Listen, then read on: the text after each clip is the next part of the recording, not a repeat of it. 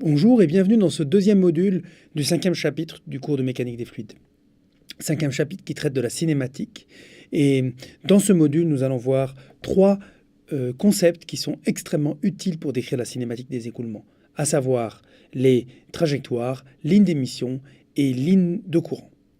Alors je rappelle que la cinématique, c'est la discipline qui étudie les écoulements, qui décrit les mouvements à l'intérieur des fluides, sans se soucier des forces qui en sont à l'origine. Donc aujourd'hui, nous allons introduire progressivement ces trois concepts, c'est-à-dire dans un premier temps la notion de trajectoire qui est associée au mouvement d'une particule, puis la notion de ligne d'émission qui est déjà un petit peu plus compliquée à définir. Elle fait intervenir une ligne qui rejoint des positions de particules différentes au même instant. Puis nous allons enfin introduire la notion de ligne de courant qui, elle, est une notion parfaitement instantanée. Commençons par rappeler deux cas très particuliers, des cas limites de ce que peut être un écoulement. Le premier cas que nous allons considérer, nous allons donner la définition de ce que c'est qu'un écoulement uniforme. Un écoulement uniforme, c'est un écoulement qui ne dépend pas de l'espace. Alors je rappelle que dans une logique eulérienne, on décrit le champ de vitesse par un vecteur U qui dépend de manière générale de l'espace petit x et du temps. Eh bien, dire qu'un écoulement ne dépend pas de l'espace, cela signifie qu'il ne varie pas dans aucune des directions de l'espace. Et ça signifie plus précisément qu'aucune de ses composantes ne varie dans aucune des directions de l'espace. Et cela s'écrit simplement que le gradient, qui est un opérateur différentiel, de U est égal à 0. Gradient, vous connaissez tous sûrement ce que c'est que le gradient d'un scalaire. Le gradient d'un scalaire, c'est la dérivée partielle de ce scalaire en fonction des trois directions de l'espace, disons x, y, z. Eh bien, le gradient d'un vecteur, c'est ce que l'on appelle un tenseur, autant dire une matrice, qui contient toutes les dérivées de toutes les composantes du champ de vitesse, ux, uy, uz, en fonction des trois directions x, y et z. Eh bien, nous dirons qu'un écoulement est uniforme lorsque le gradient du champ de vitesse est égal à 0.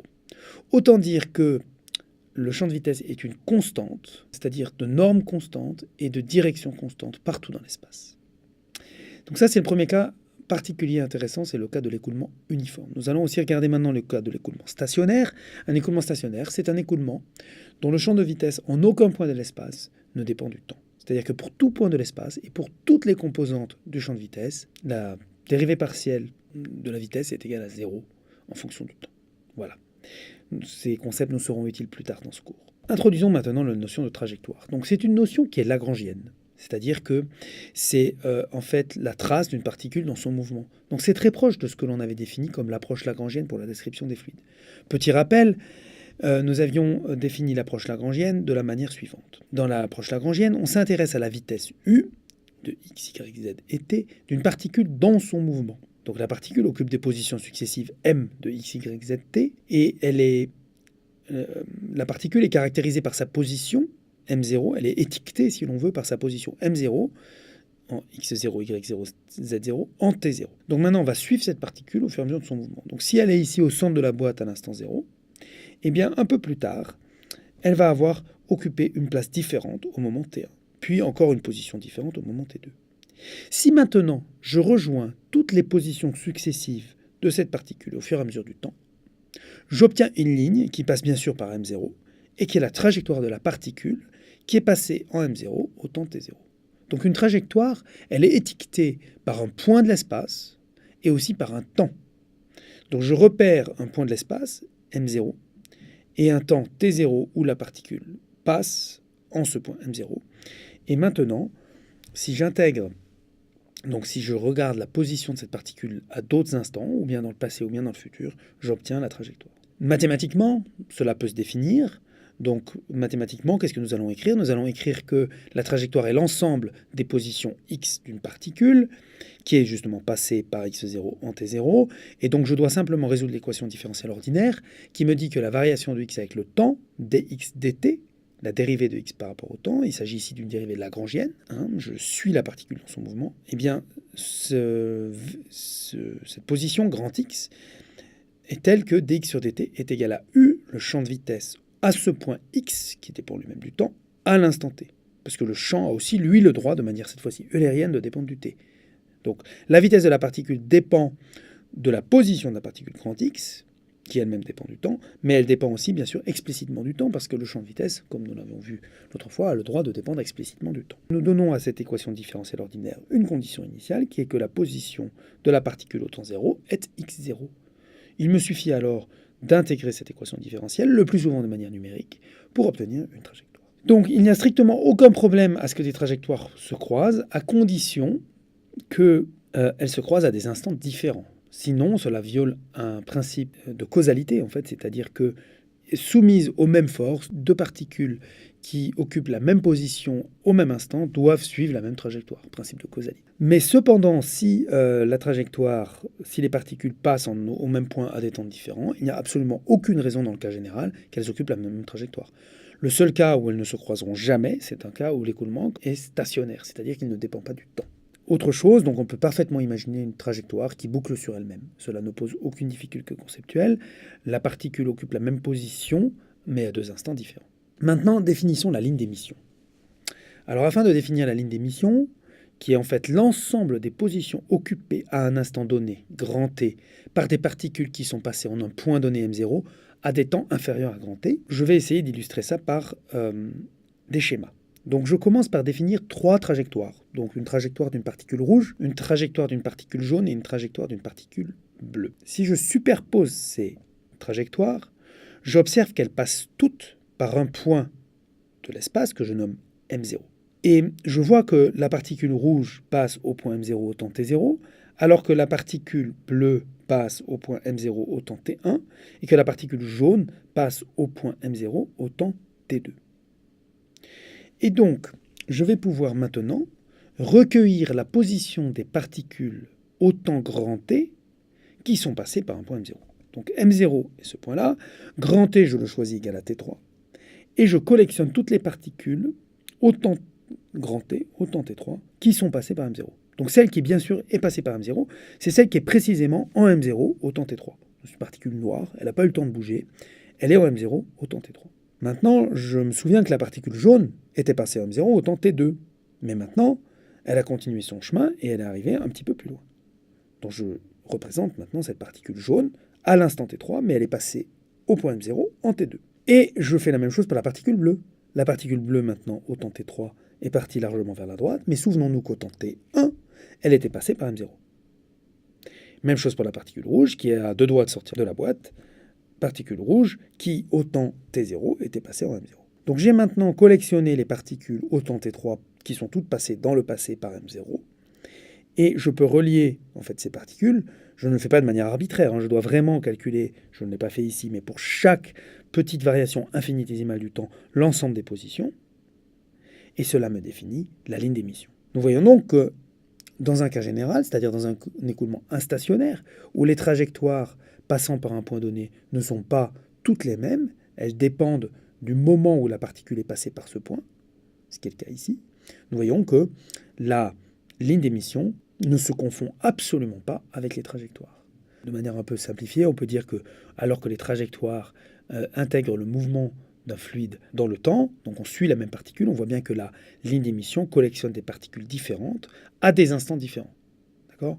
Donc la trajectoire, c'est une seule particule à différents instants. La ligne d'émission, c'est différentes particules à différents instants. Et nous allons voir le prochain concept qui sera la ligne de courant, qui est en fait plein de particules à un seul instant. Donc il est intéressant de noter ici qu'expérimentalement, on peut réaliser des lignes d'émission en injectant un colorant d'un point donné, et que cela crée un filament de colorant qui matérialise la ligne d'émission. C'est une manière très efficace de visualiser des écoulements. Dernier concept fort utile, la ligne de courant. Alors, ça c'est un concept cette fois-ci qui est profondément eulérien. C'est un concept qui est associé au champ de vitesse en un moment donné. Donc la ligne de courant, elle dépend du temps. On ne peut tracer qu'une ligne de courant instantanée. Naturellement, et c'est le cas dans l'exemple que je montre ici, si l'écoulement est stationnaire, s'il ne dépend pas du temps, alors ces lignes de courant, bien sûr, ne dépendent pas du temps non plus. Alors comment est-ce qu'on va construire une ligne de courant ? On va prendre notre champ de vitesse, ici représenté par des petites flèches, champ de vecteurs, et on va chercher des lignes qui sont tangentes en chacun de leurs points au champ de vitesse. Et on va faire partir ces lignes on va démarrer ces lignes en différents points de l'espace. Ça leur donnera à nouveau une étiquette. Alors voilà, par exemple, un exemple d'une ligne de courant. Donc cette ligne de courant part d'abord relativement droite. Naturellement, l'écoulement est ici plutôt parallèle, c'est-à-dire tous les vecteurs vitesse sont parallèles, donc cela fait un mouvement rectiligne. Puis, au fur et à mesure qu'il faut monter par-dessus la bosse, la ligne de courant commence à monter vers le haut, à suivre, en fait, à épouser plus ou moins la forme de la bosse. Puis on voit que dans la zone aval, en raison de l'inertie, cette ligne de courant reste beaucoup plus parallèle et ne suit pas la forme de la bosse. Ce qu'il faut bien comprendre, c'est que lorsque je trace cela, c'est simplement une propriété géométrique de l'écoulement à un instant donné. Je peux répéter cette opération et obtenir un grand nombre de lignes de courant, ici représentées en bleu, et je peux même maintenant effacer le champ de vecteurs et ne regarder que les lignes de courant. Et c'est une manière qui est assez efficace, je trouve, assez explicite pour décrire ce qui se passe dans un écoulement.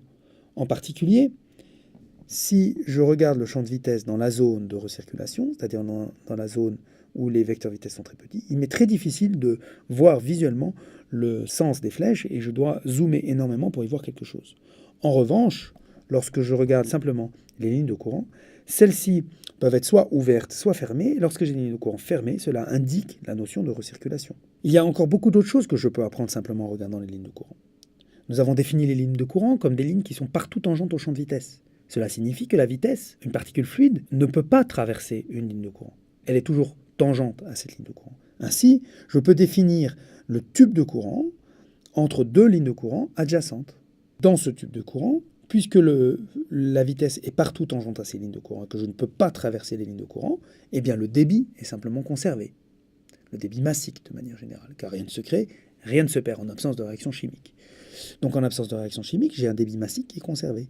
Et ce que je vois, c'est que, en conséquence, si deux lignes de courant se resserrent, et c'est le cas lorsque il faut monter au-dessus de la bosse, eh bien par conservation du débit, je dois accélérer. Et ça, c'est parfaitement naturel. Il est clair que en passant par-dessus la bosse, l'écoulement doit accélérer. Ce qu'on appelle l'effet Venturi, tout simplement. Je resserre les lignes de courant et donc j'accélère. Alors, inversement, dans la zone aval, où il faudrait décélérer, l'inertie du fluide rend cette décélération très difficile et un phénomène que l'on appelle un phénomène de séparation ou de décollement se produit avec la formation d'une zone de recirculation où les lignes de courant sont fermées sur elles-mêmes. Donc de manière générale, une ligne de courant ne touche jamais une paroi, elle est soit ouverte, soit fermée sur elle-même. Et la seule exception, c'est ce que l'on appelle des séparatrices. J'ai représenté ici la séparatrice pour vous. Cette séparatrice, en fait, elle part de ce que l'on appelle des points d'arrêt, c'est-à-dire des points sur des parois où le cisaillement est nul. Et la ligne qui rejoint ces points d'arrêt est ce que l'on appelle la séparatrice. Donc quand on regarde l'écoulement sous cette forme-là, il me semble que la description de l'écoulement est plus explicite que lorsqu'on le regarde simplement en champ de vecteurs. Alors maintenant, quelle est l'équation de ces lignes de courant ? Eh bien, c'est une équation très simple. C'est une équation différentielle qui me dit que l'ensemble des points x de cette ligne de courant est tel que lorsque j'effectue un petit mouvement infinitésimal dx le long de ma ligne de courant, je dois rester tangent au vecteur u. Ce qui signifie que le produit vectoriel de u et de dx doit être 0. Donc c'est une définition ici assez abstraite, mais nous verrons dans le module 3 comment l'appliquer concrètement. Attention, les lignes de courant dépendent du référentiel. Donc j'ai ici fait une expérience de la pensée très simple pour vous. Donc j'imagine qu'un petit cylindre se déplace à une vitesse constante dans un fluide très visqueux. Ça, ce sont les lignes de courant que je peux observer dans le référentiel du laboratoire. Voilà. Donc dans le référentiel du laboratoire, je vois devant moi ce cylindre se déplacer et je vois des lignes de courant instantanées qui ont cette forme. Elles pourraient être parfaitement matérialisées par des trajectoires. Maintenant, si je change de référentiel, c'est-à-dire que maintenant je filme l'écoulement à la vitesse du cylindre qui se déplace, voilà l'écoulement que je vois autour de moi. Donc je suis maintenant dans le référentiel du cylindre. Et les lignes de courant n'ont absolument pas les mêmes formes. Donc il est capital de comprendre ici que les lignes de courant sont des concepts qui sont dépendants du référentiel dans lequel on les trace. En conclusion, nous avons vu 3 concepts aujourd'hui. Nous avons vu le concept de trajectoire, qui est un concept lagrangien, le concept de ligne d'émission, qui considère des particules différentes à des instants différents, et puis la ligne de courant, qui considère un seul instant du temps, donc un concept profondément eulérien. Et ce qu'il faut retenir, c'est que ces familles de lignes, qui sont toutes très utiles pour visualiser l'écoulement, ne se confondent que quand l'écoulement est stationnaire.